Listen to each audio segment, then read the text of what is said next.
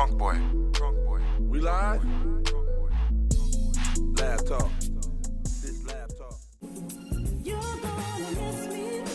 Hello. Hello. I'm with you. Shit, chillin'. What's good? Oh, nothing. You okay? Nah, man, shit is just all fucked up. You need a shoulder cry on? I do, but shit, I can't get out tonight. No girl here. So, what time, you want to meet at the gazebo tomorrow? Okay, 2 we o'clock? can do that. Okay, you good? Yes, I'm good. Alright. Hey, I gotta go, man. Girl coming. Oh, she coming. Okay.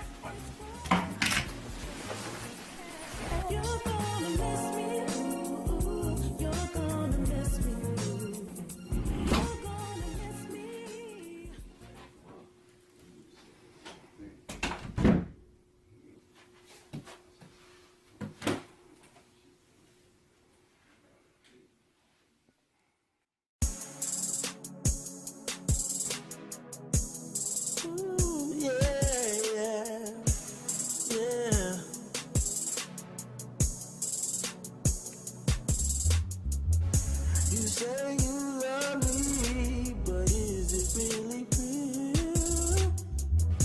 I know you love me, girl, but you just need to chill.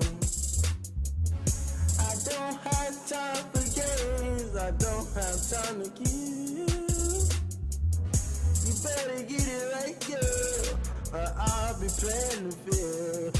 I know my heart won't break if you leave me today. I know my heart won't break if you leave me today. I'm not gonna cry no more, 'cause there's so much more to see for me. Yeah. What's up, everybody? This is E-DuBB. This LabTalk. It's your girl, Queen B. The Jazz Master. Jazz Master. Tell everybody your name, Jazz Master. It's Jasper Myers. Okay, we got Jasper Myers in the building, man. Now, I heard about you from Felicia. I've been checking out your music and whatnot. And you write, you sing, you produce, you compose music. Yes, sir. You do sheet music. No, not that detailed, but Cause I play drums, like, so I'm like, what? Okay. I wish, man. Just composing, producing, writing. I've got records out there. I put one out last year, Guilty Pleasures. Had a big album release party. Fifi was there. Okay. She's Where did that go down there? Matter of fact, you want to tell the people where you're from? Oh yeah. Well, I'm originally from Chicago, Okay. Illinois. I live in the Waukegan area now. Mm-hmm. And but I've lived in Kenosha, Wisconsin here. I've lived in Racilla. Yeah. You know. Moving around. Man. Yeah, I'm a transplant for real. Yeah. That's what's up, man. Yeah. So you had your big album release party. Where you had that at? Right here in Racine, actually. It was off of Douglas. Yeah, it was off of Douglas in a kind of like in the cut kind of spot. Real elegant. Very, very nice. Shout out to K. Dot. Oh yeah, I know what you're talking about. I know Keith what, Richards set that up. You know? yeah, I know what spot you're talking about over there. Yeah, it was really nice. You know. But yeah, that's what's up, man. It's really, we had a ball, man. We had food, drink. That I could. Yeah, just everything. So when you had the album release, what would you describe, like when you're doing music as an artist? What is your main genre of music, and what would your core audience be? The core audience would be the grown and sexy. I would say it'd be for. I mean, it's for everybody. I don't, I'm like Bruce Lee. He says, see, I don't believe in style. Style is not separate mine. But Yeah, I just do my stuff, and it comes up. I don't have a certain style. Yeah, that's what's up, man. Yeah, but no, I do everything: jazz, R&B, soul. I'm working on a classic rock record right now. Oh wow. Yeah, I'm out there, really out So you doing all that stuff independently, or you got a band or something, or you just? Mainly independently and solo. I work with live people like my cousin Neil Moore on the bass. He's been there with me on every record. He plays the bass. He's like super talented. This dude can play like a 7-string. I work with some live cats, but mainly a lot of the music is done by myself. Oh, okay. Yeah. So what got you started with the music? What was your influence? You had somebody in your family or something that? My stepfather. Honestly, when I was a kid, my stepfather used to play these jazz records, and Grover Washington, Stanley Turrentine. You're talking about like Donald Byrd, Miles Coltrane. Like he played a lot of these like records, and then my mom infused with Luther Vandross and the piano. So we had all this music going on, and we'd have different keyboards and pianos and stuff like that. So how my journey took wings was I took lessons early on. Classical lessons. Oh wow! Yeah, I got bored with classical music. Yeah. That's a hard music to start learning music on. Like. Yeah. How old were you? I think I was 8. So you did the lesson. Did you do anything at school, like a band or anything? Yeah, I was part of a band. I had music class in school. I was part of the whatever they call it in school. The school band. I took music lessons in school, but I kind of grew my wings from there. Like when I was a teenager, I started twisting knobs and playing with cheap little Casios, and kind of I think the first time I started making music was I had some 4 cousins and my younger brother, and they was all rapping. I would make the little beats. And I see. That's how I mess around with music. Like my brother was a DJ in the '80s, oh, nice. So I was, because my brothers are a lot older than me, he's 13 years older than me. But anyway, back then he was doing this stuff, and he used to have the parties and whatnot and the dances, and he would always come and get all the new music, everything. He didn't just get one type of music, because when you're mixing, you can mix. Like if you listen to house music, you might hear a old soul, that song is from a whole different thing. Yeah. So they done took it and put this house beat in there. Like that song Cardi B them just the wet ass pussy or whatever. Oh yeah. Now that old ass, there's some hoes in this house. There's some hoes. That's the best part of the whole fucking song. If you listen to the song, that's what's keeping you in tune with it. I don't hear that bullshit Cardi B, you be talking about. That bullshit. And they not gonna do half of that shit they be talking about anyway. Right. So y'all don't listen to that bullshit. These chicks be talking all that nonsense, and when it's time, when it go down, it don't go like that. So. Hey, that's a 2-way street. Oh no. But they be talking big shit on there though. Like what the fuck? Yeah, they be talking mess. But that's my favorite part of the song, at least. Yeah. When they goddamn hoes in this house. Oh man, it was so many of them. That's the dope part of growing up and being able to hear all them different kinds of music. Like remember, pass the toilet paper. Yeah, pass the toilet paper. Like my girl don't listen to shit. All she listen to is V100 type shit, and that R&B and all that kind of shit. She listens to the old ass R&B, Monica and all them, and but it's all that So if I play something outside of this outside of the norm, cause I listen to everything. I listen to soft rock, I listen to WRJN. I might listen to some fucking Elvis riding down the street. I might hear all kinds of different shit. I just listen to, cause I make music so I can understand how to listen to music. People who make music listen to music different than people who don't. That's facts. So all facts. I be doing that and she be tripping mad as hell. My kids used to be little. I know the country songs and shit. And they be like, "What the fuck? Why do you know this shit? What the fuck?" But I be around different people when I'm moving around, working and all that. And then I be at work with the white dudes and they play this shit and I'm like, "What the fuck?" And then you listen to it and you like, "Hey man, that's a pretty slick shit that we said right there, man." But you gotta be open to it. Yes, sir. So you started doing the music and whatnot. What made you want to pursue it and try to be like an artist?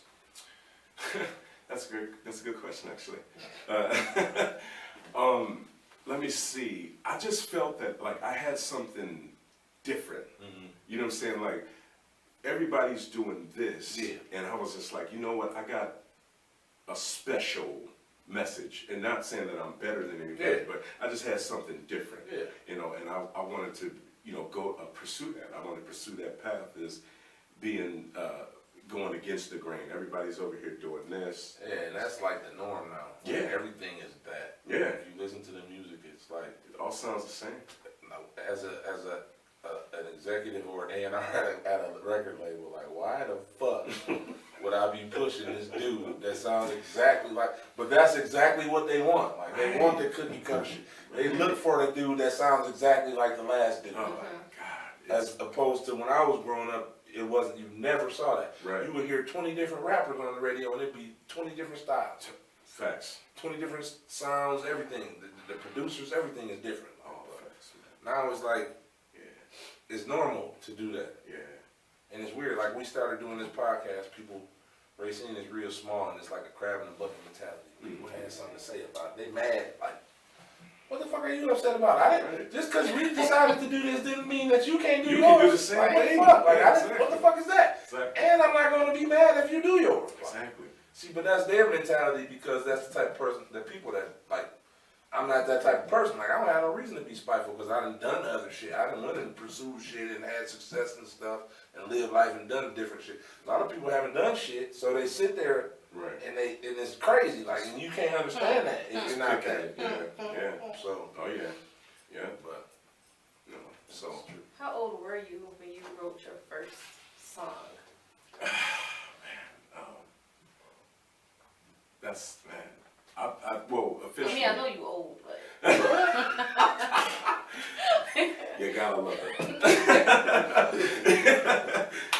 Let me see. The first time, I think I was like 18. I was 18. Let me guess, it was about a Like, girl. actually wrote a real song? Like, Yeah, a real song. Yeah, it was about a girl. It was about a failed relationship, I think, you know. And then, you know, I figured out that those I always say this, artists usually write either when they're emotionally high or emotionally low. There's really no in between. It's hard to write a song in between being emotionally high or emotionally low because those are when you're most inspired to do it, you know. So I always said like the sad songs were kind of like my best ones, you know, because you could feel it, you know, you could feel it, you know. Yeah, man. So you mean to tell me you came in as an artist that was outside of the box? You never had a rapper face? No, I mean, you know, I would do the ciphers, you know, I did ciphers, but, you know, but I was never a rapper. I was never good enough. I mean, I can sing. I was never, but I got two brothers. My two brothers, they nice. Like, my brother, Bumps, he lives in North Carolina. Well, that's his nickname, Bumps, because he had a lot of acne growing up. That's fucked up, man. Y'all scarred this man and made him embrace the shit. That's so mean. So, you started doing music. So, as far as production, when you started producing and making beats and instrumentals and whatnot? I started doing that at age 22, officially. Yeah, 22. So were you like making, what did you do? You making samples, like what did you do? You had like a standalone, like a beat machine or something? I had a Roland MC307, it was a drum machine. I had a big 909. Oh, did you? Back in the day. Hey, yo, you know what, and I still have it, actually. Yeah. But the thing is, I gave mine to my nephew. I don't know what the fuck. He told me he was gonna be a producer. I'm like, here. I don't think he understood how much that shit cost and all that. Yeah, you know, yeah. I watching this shit, nigga. Yeah, I had a Roland MC307. It was a box drum machine like this, and like, yo, I thought I was like the next Dr. Dre. All the boom boom baps. Yeah, the boom baps. Sit there, listen to the. Oh yeah. The metronome. Oh yeah. Yeah, but it officially 22. I didn't really use a lot of samples either. Like I was making original, like, you know, Timbaland style. But one of my biggest influences as a producer is Jay Dilla. I'm the Detroit. from the D, baby, the dirty D. But Detroit. Peace, Jay Dilla. Yeah, rest in peace, Jay Dilla. You know, but yeah, Jay Dilla, Pete Rock, High Tech. Those were like guys. Yeah, so you had more of like out the crate sound. Yes. Bap, Yes. and like, see, my stuff was more synthesized and whatnot because I grew up listening. I was more of a West Coast head. Oh yeah. When I was young, man. Like I listened to all the motherfuckers that was talking crazy. Like, fucking Spice One and C-Bo, and they killing everybody. They doing this and they doing that, but then they had the grooving songs too though. Oh yeah. They was chilling. But that's the shit I grew up on. Yeah. Oh yeah. Tupac, Exhibit, all the West Coast. Man, you name it. I was on that West Coast too. Man. Well, shit, man, let's go ahead and take a pause for the cause, man. We got to take a break for our old sponsors, so be right back with y'all.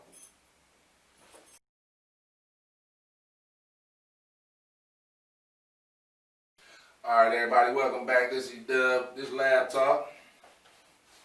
And we was just talking about, what the hell we was talking about?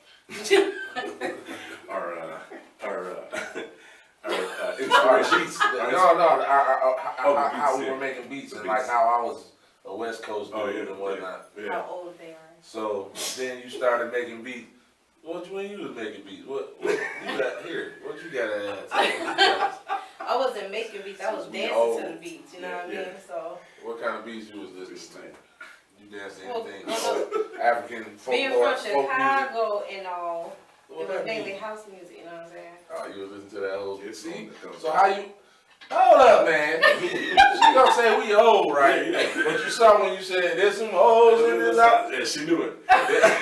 So when the house party was 1993 or something, you didn't tell me you was outside. You was at the party. Yeah. That's terrible. Outside at the party. That's terrible. But yeah, man.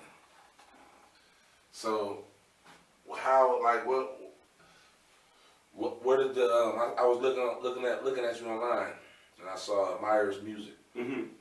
What's the premise behind that? What is the point of the website? Like, are you on there just for advertisement? Are you selling stuff or what? A little bit of everything. Book you on there? Yeah, a little bit of everything. People can book me, advertisement. Basically, also to like, I'd like to, collab more with, other artists, because I kind of like want to like help artists push their dreams as well, musically. That's like, I always feel like really good when I can like step out of my zone and like help another artist like create their dream and passion, Yeah, that's a good, I like challenges like that too, man. But then that's like sort of like having a label though, man. Yeah, it is. It's a lot of work, man. It is a lot. But see, you got this internet, right? Uh-huh. It ain't like the old days when people had labels, because you could do shit that, like, the manager had his role and he knew his position. Right. And then you had, like, the CEO or whatnot that was putting the money behind shit and making the dreams happen. Mm-hmm. Now you got the fucking internet, and you can download half of the programs. You can get a trial sample for that shit. You can get Fruity Loops for $100. Yeah. You can go buy your bullshit ass interface for $150. Now you go fucking produce it. So it's fucked up. True, man. So, like, it's mass produced. Everybody's making music. So it's almost it's like almost impossible to set yourself apart. That's why you see these kids on the internet doing crazy shit. Right. And getting killed and shit. Like fucking the Tekashi dude. This dude did all kinds of crazy shit just to get famous right quick. And it don't make sense. Yes. Because like, that's crazy. but that's what the internet did as far as the music business. Yeah. So what makes, why would you want to do that? The thing is, plus you got to babysit the motherfucker and, hey man, get to work, hey man, this and that. So, that's the engineering side of it. mm-hmm. I always say, I know a little bit about the engineering side, but that is the part of the process I don't like, because it's like, especially when you have someone that comes through and they haven't rehearsed what they're doing, it's like, oh, I'm sorry, I gotta start over. Yeah. After the 10th time, you're like, come on, Joey. Yeah. Oh, Julie, you fucked up, Julie. No, you told him. Well, yeah, man, I know exactly. That's why I didn't have the patience. Like Baker Man did this studio and shit, and that was one of my main things that I was against. Like he always wanted me to help him come up here and record and shit and do shit. Like I have the patience to record other people. I can record me all day, but I don't have the patience for other people.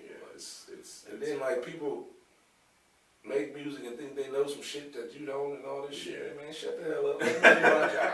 Like, you can't. You come here. Oh yeah, put this right here. Oh yeah, I want this to do. Yeah. You know, I always, to add to, piggyback off of what you were saying about the people that, you know, you get the interface for 150, there's a stark difference between beat making and producing. Yeah, but these kids don't know shit. They don't know that. I know. They don't.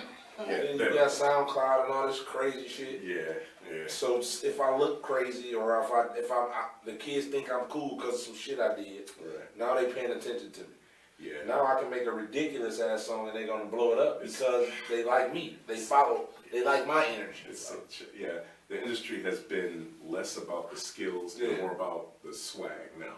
You know what I'm saying? I mean, it's just evident. Like, yeah, I got XM radio, man, and I be hearing all this shit that the radio don't play, and it's like, who the fuck are these kids? Like, what is this shit? And that's how I know I'm old, because it's like, dude, this shit ain't what it is. Like, I can't get with it. I can't relate to a lot of it. A lot of this shit is good, but some of it is just like blatantly disrespectful. It's crazy. It's trash. Like, what the fuck are you talking about? I'm like, come on.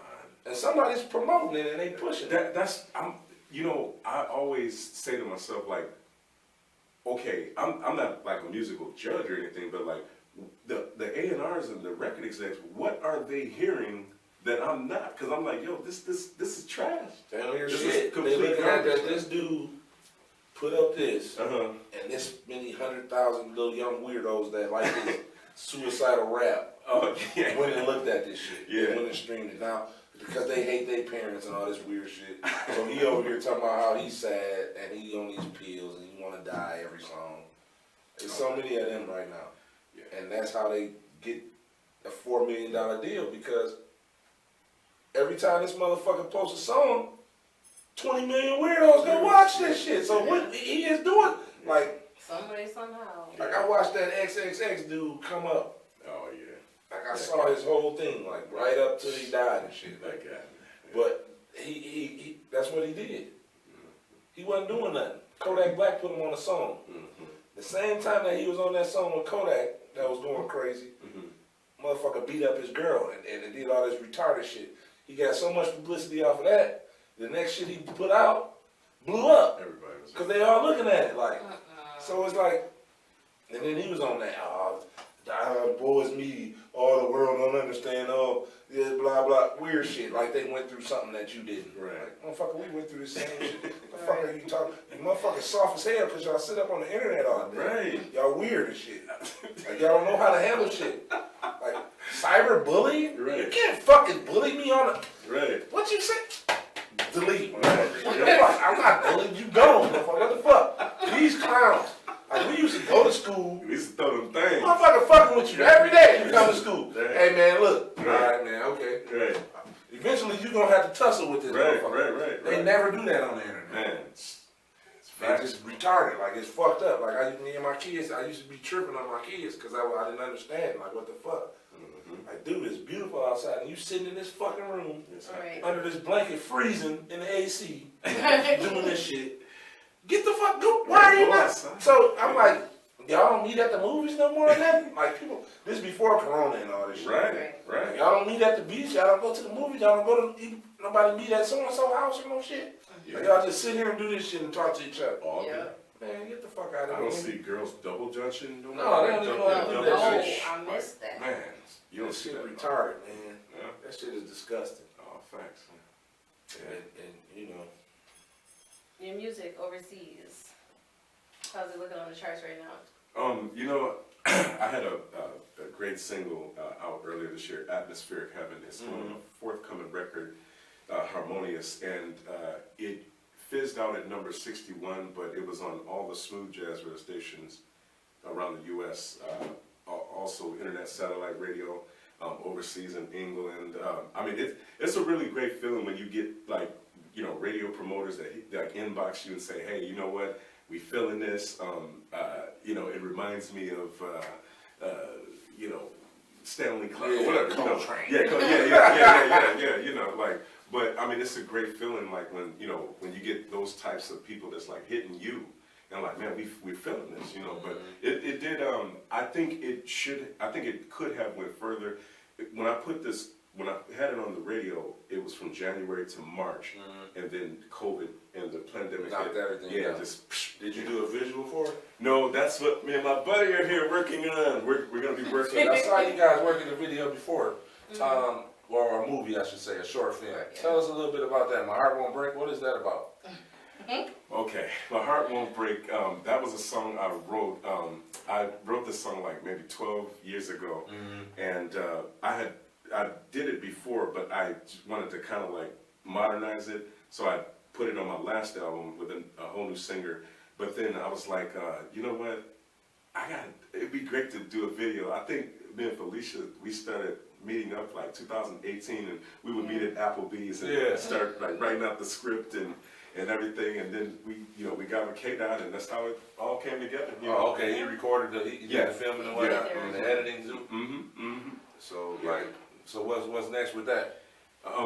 With that, My Heart Won't Break. Yeah, we're working right now. We're working on making it. It's gonna be a series or Yeah, what? a series. Yeah, Oh, mini okay. series. I mean, a series. Yeah. We're gonna Who all you got in there? Who all should we look out for? I know I saw you in there. You always in love with people and I can't hope if that's what the part man, is. right. You gotta be more selective with your. I can't hope that's the part that they wanted me to play. They Okay. want you to be cheating on your man. Yeah, she's But pretty he good. cheating on you too though. Y'all fucked up. Y'all should just leave. Why nobody leave? Well, actually, in that part, I wasn't cheating. Bullshit, you up here talking, hold on, here come my girl. How that ain't cheating? What the fuck is this? What is this? She was like a confidant, like Yeah, but them always add up to some bullshit. Every time you have a confidant, there's gonna be some bullshit. Every time. Oh man. That's dope, man. So when should we look for the next parts of it? That's a good question, actually. Well, we're filming soon for the first part, and then the second part will be filming around Thanksgiving. So hopefully early next year we'll have everything together. What y'all gonna be doing this in Memphis? I mean, out of town? Or y'all gonna be doing it here? I don't know yet. We got to figure out about the second one, but the first one we got on lock here. So where can the people go find you? Like on the internet, on the World Wide Web, like. You can go to MyersMusicInc.com. That's MyersMusikinc.com. YouTube. I'm on YouTube. You can look up Jasper Myers, or I'm on SoundCloud. The Jazz Master on SoundCloud. I think that's it. Yeah, Twitter and all that. Nah. Yeah, it's too much for me, man. I can't keep up with all these accounts. Yeah, man. See, that's what I'm saying. That's what I was talking about earlier. Yeah. That's what they basing shit off of. Yeah. Your internet presence and all this kind of shit. it's Like my nephew got a label, right? And I be looking at, because he be having meetings and shit. And sometimes I sit in and that's a lot of the shit. Like the streams and your internet presence, and how many times this video was viewed and the link in it was clicked and all this bullshit. Other than how good was this fucking song, man? All I care was this shit bumping or not. Right. But, yeah. All right, man. We appreciate you stopping through, man. You got any more questions for him, Queen? No, we did pretty good. I'm good for today. All righty. Goody good. LabTalk.